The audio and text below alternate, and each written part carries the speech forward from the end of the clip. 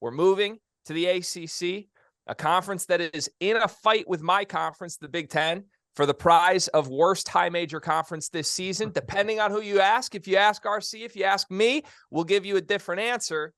But the team I want to start with tonight is the Tar Heels. Currently in our Fielding the 68 bracketology experts, first 4 out from our bracketology show yesterday. We will see if that changes on the next episode of our bracketology show, Friday at 5 p.m. Eastern. But as of right now, RC, does North Carolina deserve to be in the NCAA tournament field, yes or no? No, but after they win at home against Duke, they will. I think they'll get in. I think that'll be enough with the recent wins to get them in. Whether you like it or not, I think they're getting in. You calling your shot on the Duke win? Yeah, I think they'll get Duke at home, and I think they'll win. I think they have to have it, and I think they'll get it, and they'll get in. Wow. All right, Chris, your thoughts? I feel like Carolina right now, it doesn't matter whether they're in or out right now, because every game, whether they win or lose, is going to push them in that direction. You know what I mean? Like you are sitting directly on the fence. So it doesn't matter right now if they are in, because if they lose to Duke, they're out. I do think that, like Randolph said, I think they beat the Blue Devils at home this weekend. Yep. I think they win a couple games in Greensboro. And I think they become a team that does a little bit like what they did last year. I'm not saying they're going to get to the national championship, but they're not going to lose in the first or second round. They will be a second weekend NCAA tournament team. They have too much talent and too much experience, and those guys know what's at stake down the stretch. Now, they got to get there, and they've put themselves in that position where if they don't play well on Saturday and they do lose to Duke at home, then it won't matter whether they had the talent or experience to go far in the tournament. There's going to be a lot of 3 seeds in this NCAA tournament that are just terrified if they see the 11-seeded North Carolina in their pod. Horrible. So looking at the last 2 games for this Carolina team, because I'm going to be honest with both you guys, I've made a lot of jokes at this team's expense.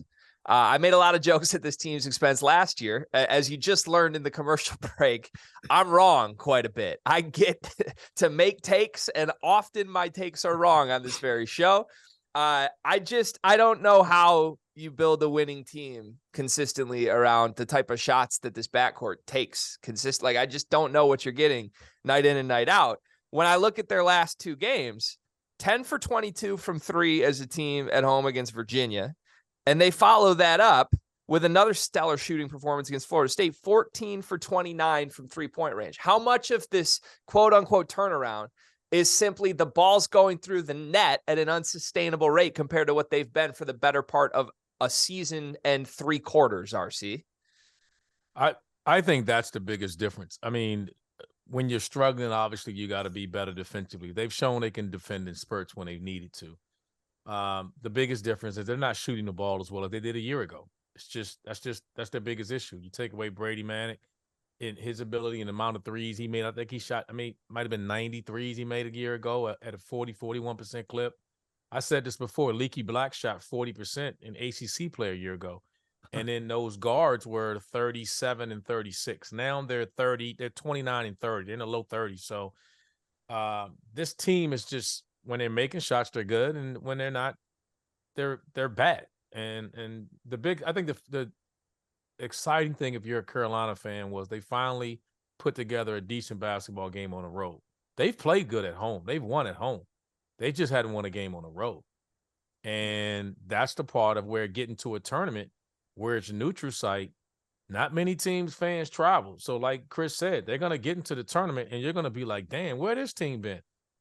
And it's because they've struggled on the road. But when they go on neutral site, wherever their site's going to be, they're fans. There's probably, who travels better than the Tar Heels? And it's going to be a damn near home game.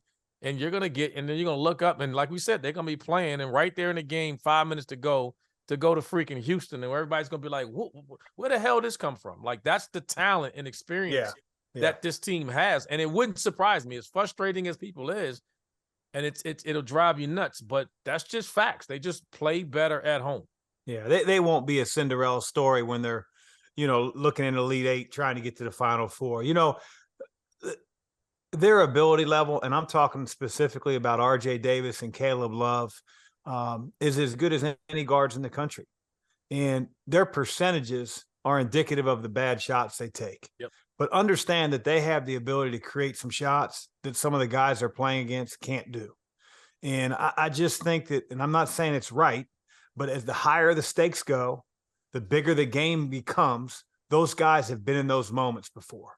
And because they've taken some horrendous shots in other games with no pressure on them, I don't feel like they're going to change one bit when the moment becomes really big. Where some other teams, RC knows, you know, when you get into the Elite Eight game and everybody's, you know, covering the game, and it's just those guys have been there. And again, they still got to beat Duke, but I see it as Carolina's going to be in the NCAA tournament. I would not want to face them if I were a better seed.